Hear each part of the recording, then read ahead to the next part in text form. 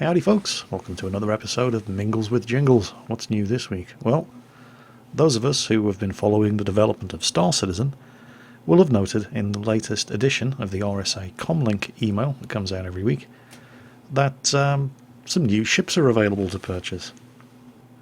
Now, you're going to have to bear with me because I'm liable to just start breaking out into uncontrolled giggling like a schoolgirl at random points throughout this announcement, because bear in mind that these ship sales that are going on in Star Citizen right now have come out right after it's been announced that Star Citizen has reached $63 million worth of crowdfunding, which is something like 20 million more than they thought they were going to need in the first place.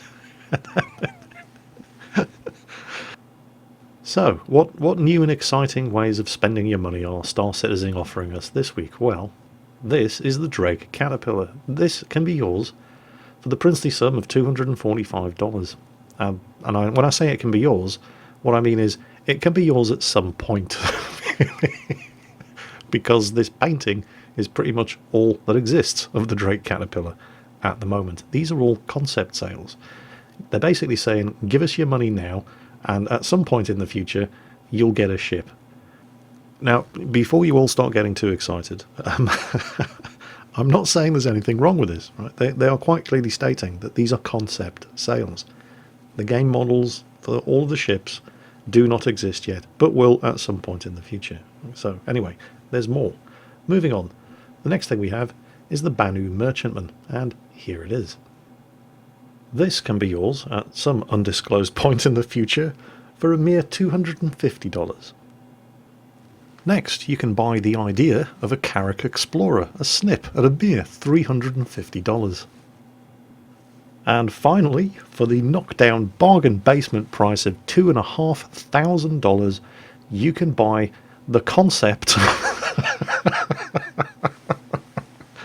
You can be the proud owner of the idea of having the Javelin Destroyer.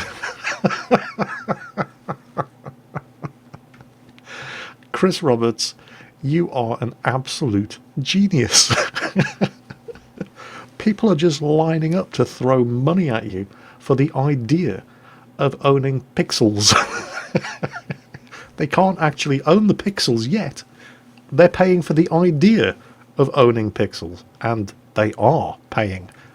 This Javelin Destroyer is only going to be available in 200 units. That's right, only 200 people are going to have the privilege of emptying their wallets into Chris Roberts' lap for the idea of owning some pixels at some point in the undisclosed future. Now, it would be hypocritical of me in the extreme to be sitting here poking fun at anybody who's buying into these concept sales, because I've done it as well. That's right. On the 23rd of November 2013, over 1 year ago, I threw money at Chris Roberts for the promise of a Retaliator heavy bomber in Star Citizen. And I'm still waiting. That's right. Yes, I bought a Retaliator heavy bomber in a concept sale over a year ago. It's not even in my hangar yet. So if anybody's thinking of parting with their hard-earned money for the Banu Merchantman or the Drake Caterpillar or the Argh Exploration Ship or the Javelin Destroyer, just, good luck. It is your money. Choose wisely. This, however, this is the part that has me absolutely creasing up with laughter every time I see it. And try as I might, I cannot say this with a straight face, but it's right there on the webpage.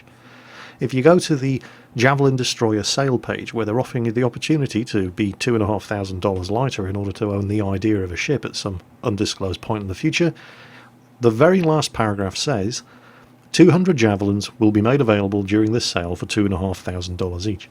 The proceeds from these ships will... This is the part. The proceeds from these ships will go towards allowing us to sell 5,000 basic Aurora backers for new players. Not give away 5,000 basic Aurora backers for new players, allowing us to sell more things to new players. Let me just break that one down for you, just in case it isn't absolutely obvious what they're saying. This webpage is actually telling us that they're not allowed to sell any cheap starter ships unless 200 people buy the $2,500 ship. That's what it says. Who's not allowing them? What, they're shareholders? What? How is that even... I don't know. All I know is Chris Roberts is an absolute genius. Well anyway, moving along swiftly to another space game of a similar concept, except that it got made in a quarter of the time for a third of the money, and you can actually play it now, and it doesn't cost you no $2,500 to fly any of the ships in the game. Elite Dangerous, it's out in just over 2 weeks. They recently held the premiere for Elite... They do that now, by the way. They hold premieres for games. And I think that's fantastic. About time, too. But yes, they held the premiere for Elite Dangerous at the Imperial War Museum in Duxford, where I went for the Spring Air Day last year. I missed it, of course. I completely forgot that it was happening and didn't get a ticket, so yeah, I know, I suck. It was hosted by Jessica Chobot. I'll put a link to the whole thing was... It's up on YouTube. They live streamed it. It's over an hour long. If you're interested, I'll put the link in the video description to the video on YouTube of the Elite Dangerous premiere. There's still no offline play, and it's looking increasingly likely that there never will be any offline play, and yet people are still very pissed off about that. Solo play, yep, definitely, but you will require an internet connection for it. Although it'll be a very, very low bandwidth internet connection, because all it really needs to do is update market data for prices on the commodities market from the central server. So, Elite Dangerous, it's now in Gamma, and even if you're not into the Gamma test, you can download the single-player combat training. Everybody can now play some form of Elite Dangerous, even now 2 weeks before the thing goes on official release on the 16th of December. And it ain't going to cost you $2,500 either. Well anyway, how about some World of Tanks news? Here we go. Shamelessly ripped off from Silent Stalker's For the Record blog. I'll have to give him credit in the video description, of course. If you want to see the whole article and links to all of the leaked patch 9.5 super test pictures, of which this is one, then head over to For the Record. I'm just going to skim over the details and looking purely at this one Tier 8 new British tank destroyer, the Charioteer. I saw the real thing at the Bovington Tank Museum. It's a Comet medium tank with a paper-thin turret and a really, really big gun. Now, the real thing had the 20-pounder gun, which is an 83mm gun. But, of course, you have to have some kind of upgrade option in World of Tanks. So, and bear in mind, this is going to be competing against the other existing Tier 8 British tank destroyer, the AT-15, which has the 20-pounder Type B barrel gun. Well, that ain't no 20-pounder gun. That's the 105mm. Yes, that's the gun you get on the Centurion Mark 7. Now, while no stats have been released yet for these vehicles, there are a couple of assumptions that we can make. I mean, it's based on the chassis of a Comet, so it's going to be quick. And I already know that the turret of this thing was paper thin. So it's not going to have any armour, but it's going to be fast. It's got a monster gun. It's basically a Tier 8 Hellcat, isn't it? Yeah, I think I know what I'm saving my free experience for.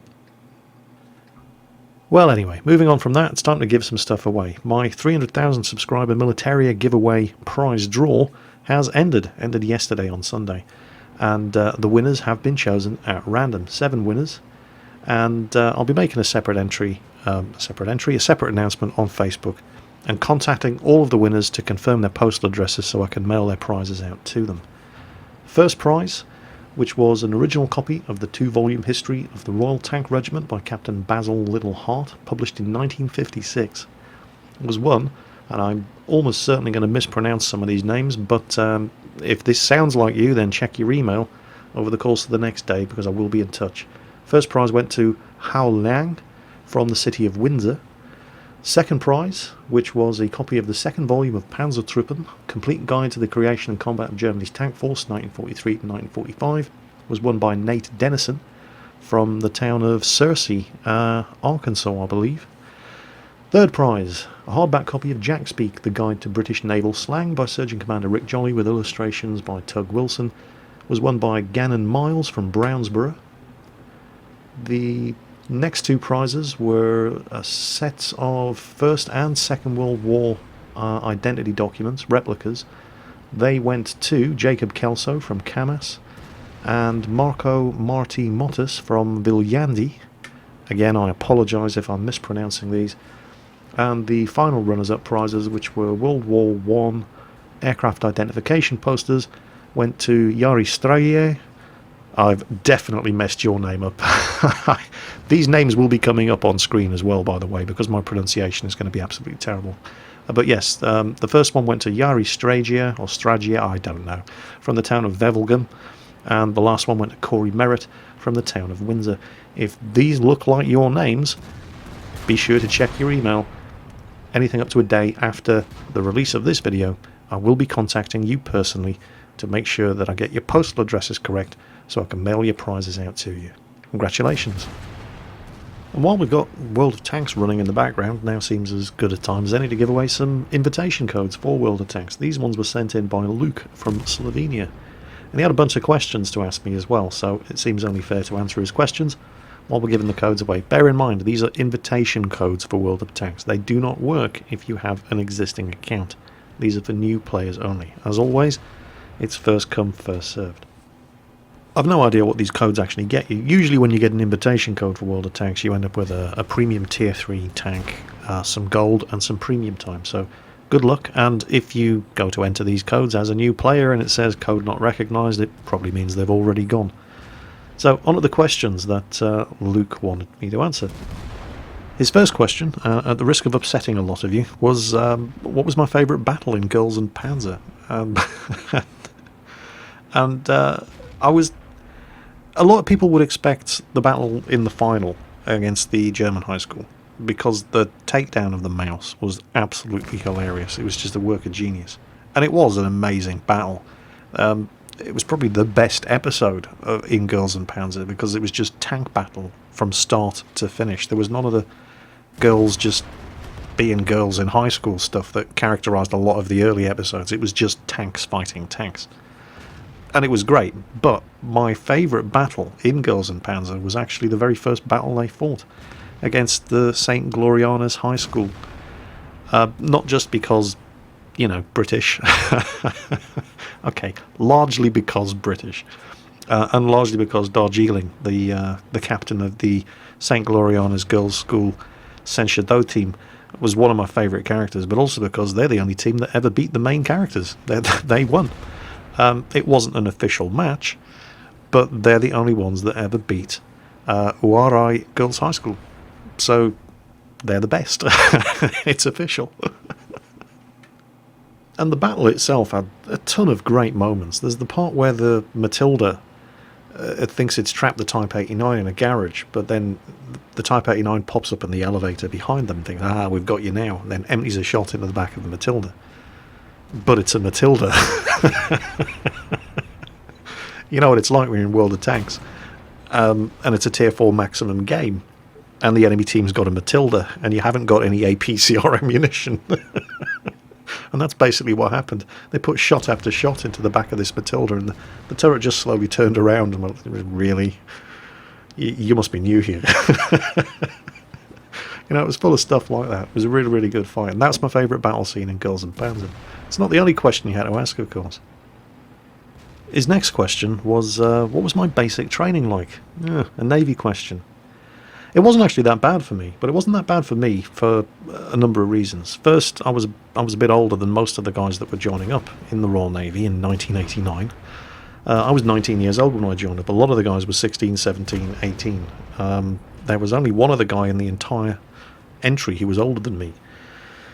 And also, I spent a lot of time at boarding school when I lived in South Africa in Swaziland. I went to boarding school at a place called Barberton in the Transvaal. And so I was used to being away from home for long periods of time with no privacy in a very sort of strict environment. So, you know, going to basic training at HMS Raleigh was absolutely not the massive shock to the system for me that it was for a lot of the other kids who were joining up at the same time as me. Also, at the time, I was absolutely miserable at home. It's one of the main reasons why I joined the military, was just to get away from my parents. I mean, I love them to bits now, of course, but at the time, I was a real pain in the arse as a teenager, as most teenagers are. And it's not until you're not a teenager when you realise how much of a pain in the arse you were when you were a teenager. But you know, at the time, I just wanted to get the hell away from my parents and get out from under their feet. And so I actually relished the idea of not being, you know, under my parents' feet all the time. So it wasn't that bad for me. The one thing that did give me problems, at least at first, was the physical training. Because I basically didn't bother doing any physical training before I joined the Navy. I thought, well, it's the Navy, it's not the Army, it's not going to be that bad.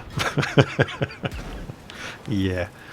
And it certainly wasn't as bad as Army basic training. Definitely not. Not by any stretch of the imagination, but it was a real shock for me.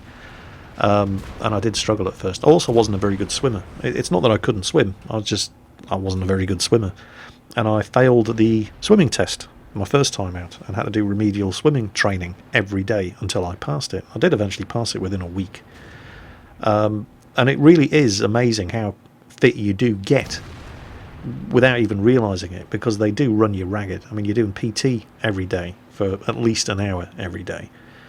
And then there's route marches and squad runs and cross country, and it's going on all the time. Again, not to the same standard that you're expected to achieve and maintain in the Army, but it's still still a bit of a shock if you've never, done any serious physical training before. But after only 8 weeks, by the end of it, that the improvement was absolutely amazing. Running the same kind of fitness courses at the end of training that I'd been running at the beginning of training, that was nearly killing me at the beginning of training. I was actually laughing and joking and having a good time doing it by the end of it. And just in that 8-week period, it's amazing the difference that you can see in yourself. A lot of the kids couldn't handle it, though.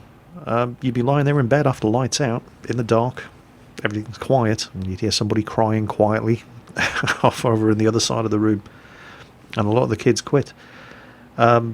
And it wasn't that bad. I mean, it wasn't that bad for me, but yeah, it wasn't that bad at all. It was Navy basic training. It wasn't Army. They didn't, really try to push you to your limits the way they do in Army basic training.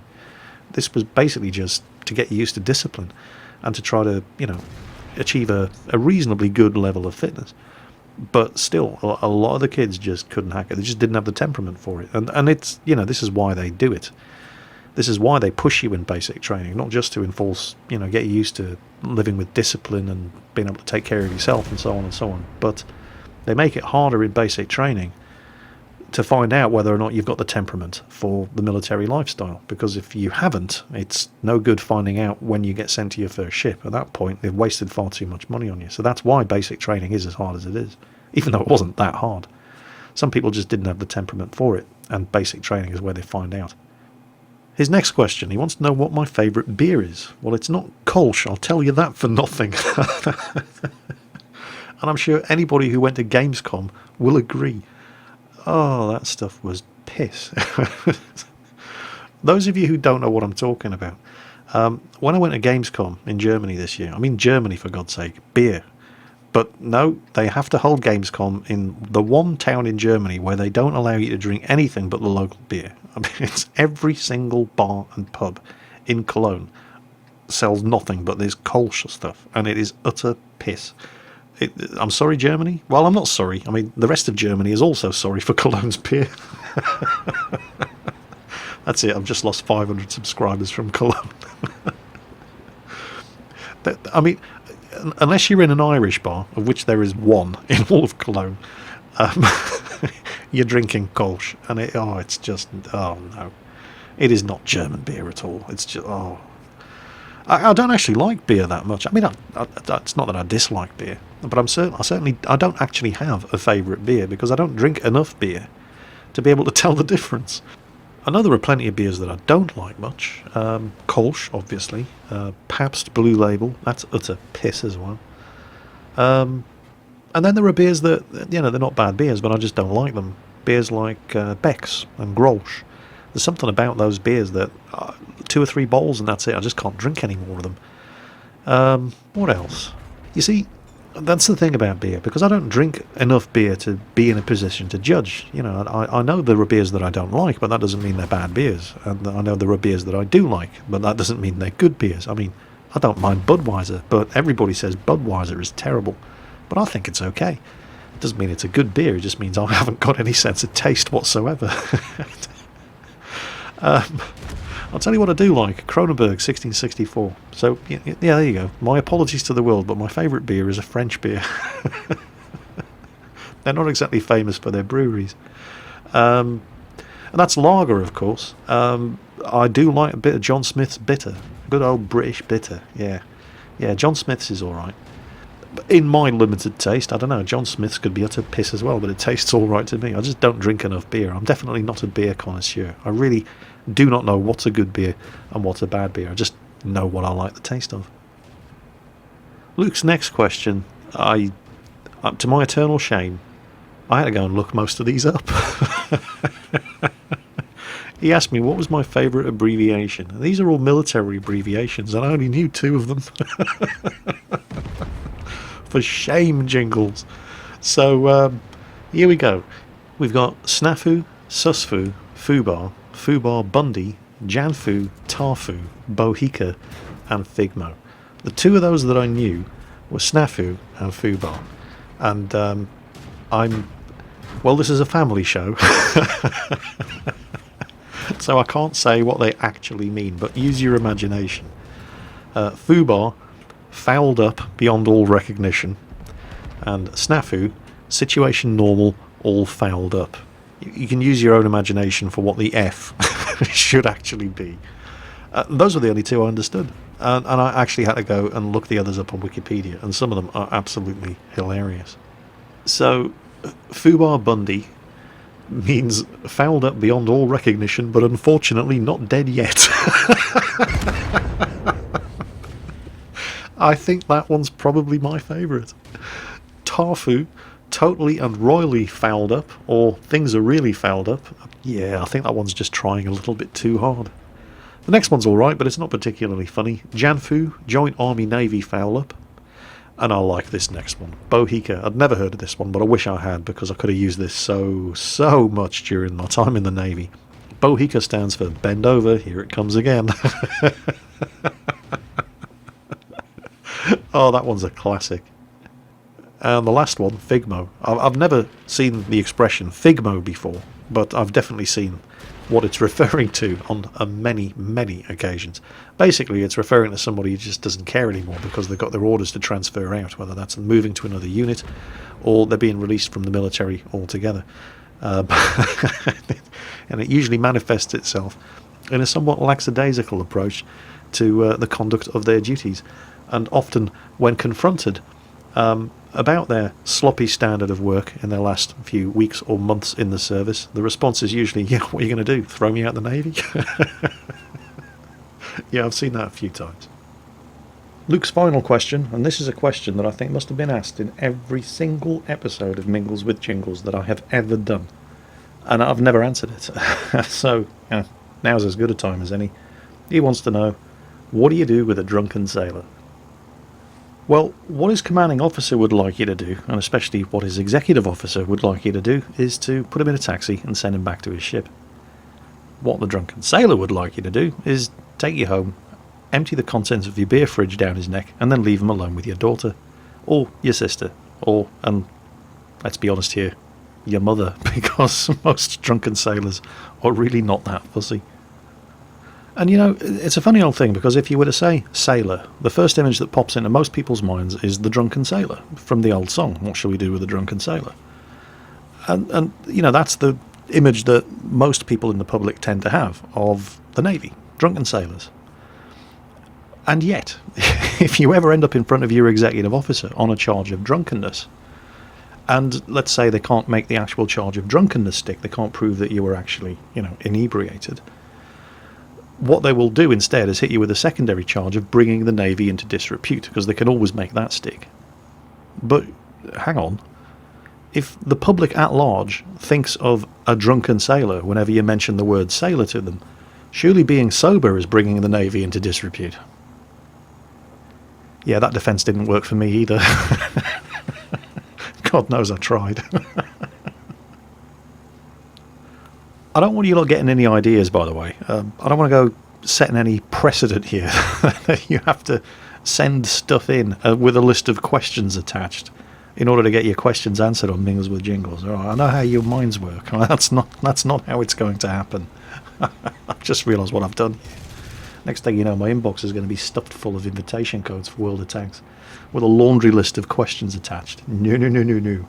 You can take your chances in the comment lottery like everybody else. Okay, anyway, what are we doing now? 25 minutes into the video. Let's see, what's next? In case you're wondering what you're watching here, by the way, this was quite amusing. This is a realistic battle War Thunder live event. In this case, it's escorting Sturmovix. The Russian team are all in Yak-3s. The Germans are in Focke-Wulf 190s and BF-109s. The Russian team outnumber the German team quite heavily. I forget the exact number, but it was something like 15 Yak-3s versus 10 BF-109s and Focke-Wulf 190s. Now, I'm not doing particularly well here. You know what my shooting's like, I'm terrible. I've expended all of my cannon ammunition and I eventually shoot down this Focke-Wulf 190 with my machine guns. So, 1 kill in a realistic battle live event. Not particularly good. And yet, if only 2/3 of my team had been as bad as me, we would have won this. This team was shockingly bad.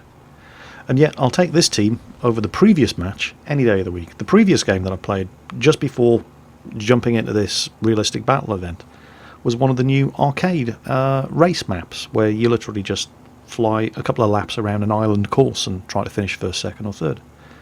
I thought, you know what, I'll have a go at that.